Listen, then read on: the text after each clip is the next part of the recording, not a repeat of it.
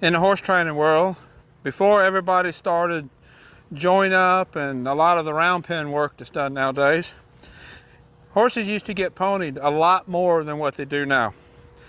And ponying has a lot of benefits. I still pony. Just about every baby that comes in gets ponied. It's not a shortcut or a different thing to do than round penning. You still need to do the round penning. You still want to get the horse to join up and come into you and turn both directions and all that stuff. But ponying just has some benefits that you just can't get any other way. And that's what I want to talk about. Why would you pony a horse? This is the yearling you've seen in the videos that I've done with him. He's not old enough to get on and ride yet, but I'm ponying him. So some of the benefits that ponying has, like you saw a minute ago when I got on him and he was standing next to me, his head kind of got big and looked up at me because I got on this horse and was up over him. And by ponying and getting up and down, that pony horse gets used to a person getting up, being over their head, and gets used to that movement. If you're not ponying and you don't have, if you're not ponying, what a lot of people are doing nowadays is stepping up and down a lot, which there's nothing wrong with. But what this does, if I pony and do all this first, stepping up and down is even easier to accomplish. This horse is used to me being up here over his head, used to me being petting on him, used to me touching him. And when he gets old enough that somebody gets on his back, he's going to already be okay with somebody over his head. See right there, he got a little bit nervous. He moved his feet. Not a big deal. Let's turn him around. We're going to get him there. We're going to pet on him some more.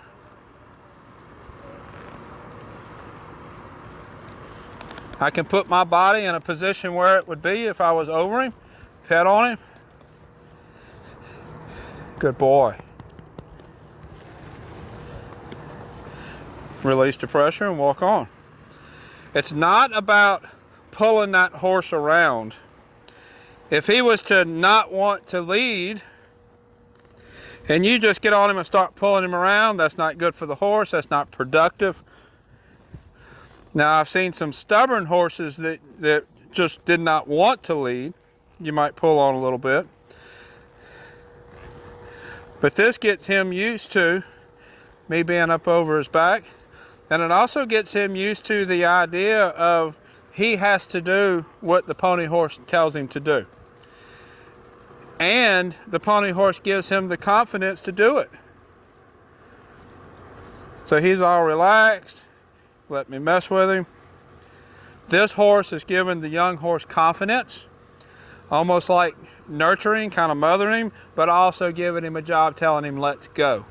Being a good leadership, this horse is being a good leader, role model for this horse. Giving him confidence, but also letting him know we still have to work too. And you notice I'm not tied off. I'm just draping the horn over the rope over the saddle horn. If he was to pull back, it would just come off. This gets the horse used to being led. You remember when this horse came in, he really didn't lead at all. So he'll lead following this horse, which in turn is going to help him lead with me because he knows I'm up here attached to this rope. I get a lot of people commenting about all the buckets and the boards and everything in my pen here. Pick it up and get it out of the way. Well, I want this horse to learn to pay attention to what his feet are doing. Put his feet in a good spot. If I'm trail riding on this horse later or another horse, I want the horse looking for holes. I don't want him paying attention to watching the butterflies fly around and step in a hole and get me and him both hurt. I want the horse to learn to pay attention to his feet. I'm going to give him the opportunity here kind of lead him towards that bucket and let's see what he does. He went around. I could have pulled on him, but I didn't want to just drag him over the bucket. I want the brain to activate. I want to encourage that brain to make a good decision. Let's do that again. See what he does. There we go. Walked around the bucket. I could get the buckets out and not get this training done. I want the horse to pay attention to what he's doing with his feet. If you have ridden a lot of different horses, you will know that some horses are more aware of their front feet and some horses are more aware of their back feet. Very few horses are very aware of both their front feet and their back feet in the beginning without them being taught. Some horses naturally kind of run off their front end. Some horses more naturally run off their back end. It's kind of like we're left-handed or right-handed. Horses are left-sided or right-sided, but they're also front-sided or back-sided, where they're more aware and more comfortable using either the front or the back.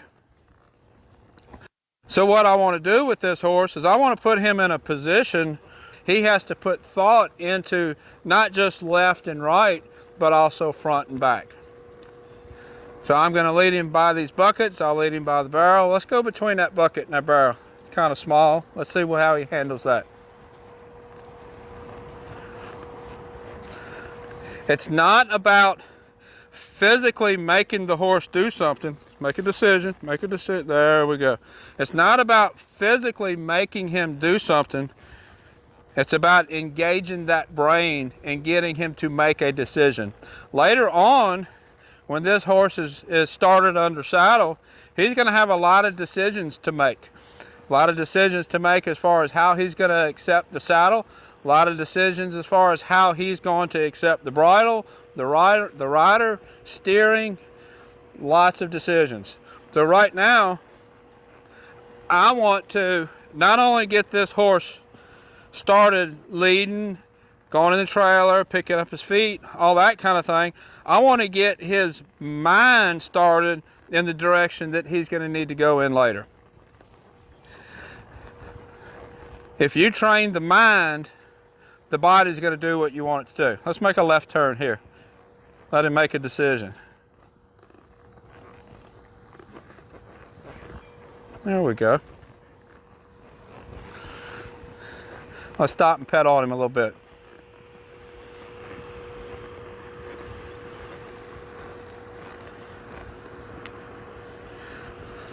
Come on up here. Come on up here. Come on. There we go. Good boy. Good boy. So I've had some people ask me about my pony horse here. I mainly use him for ponying. I do use him for a few lessons. But this is the horse that keeps me from getting hurt getting on these babies.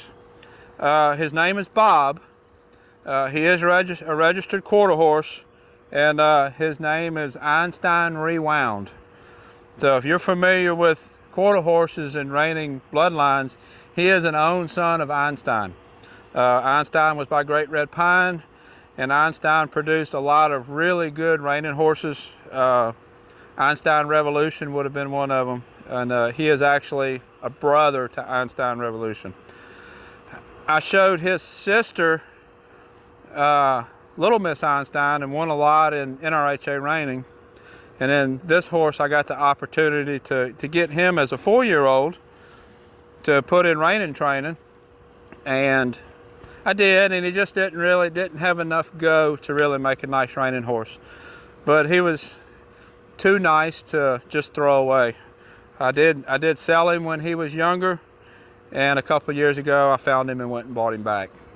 He is perfect for this.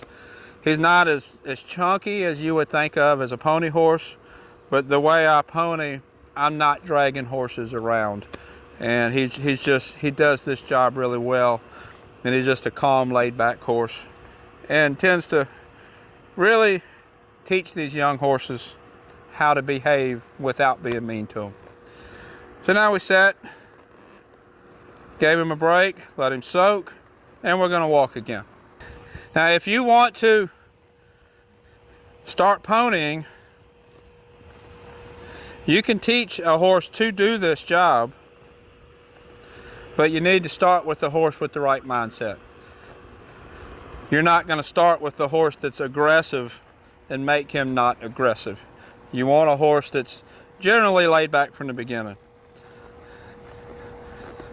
This was going to be a reining horse, and he didn't work out to be a reining horse. But he has found his job teaching babies, and he is worth his weight doing that. So put in the comments below, do you pony your young horses? If you do, what kind of things do you do with them? I will sometimes pony out trail riding. I typically don't do that a lot because I can accomplish the mental thing and the physical things that I'm wanting to accomplish in here. But I think ponying out in the woods is a good idea. If you've never ponied before, if you've never used a pony horse to work with young horses, tell me why. Have you just never thought of it? Or was there a part about it that made you worried and not confident doing it? As you see, I'm not tied off to the horn. If he pulls back, if I need to get separated, we can get separated. I'm not going to force him to stay up here with me. Now, when I'm starting a horse under saddle, things would be a little bit different. They would be tied off to the saddle horn. And I've started enough horses off of Bob that I don't even need a rider on him anymore. I'll see if I can find a picture of me stepping on a horse for the first time with the horse tied to Bob and there's not even a rider on him. He just naturally knows what to do to keep me out of trouble. So that's a little bit about ponying, and also a little bit about the yearling. Kind of show you what we're doing with him. He'll be going home soon. I've got the trailer set up so that I'm feeding him in the trailer. We'll do a little clip of that. If you want to see more videos on the pony, I'll put a link up here. I say pony, a yearling. I'll put a link up here, up at the top, or maybe down below. We'll see. Until next time, thank you for watching.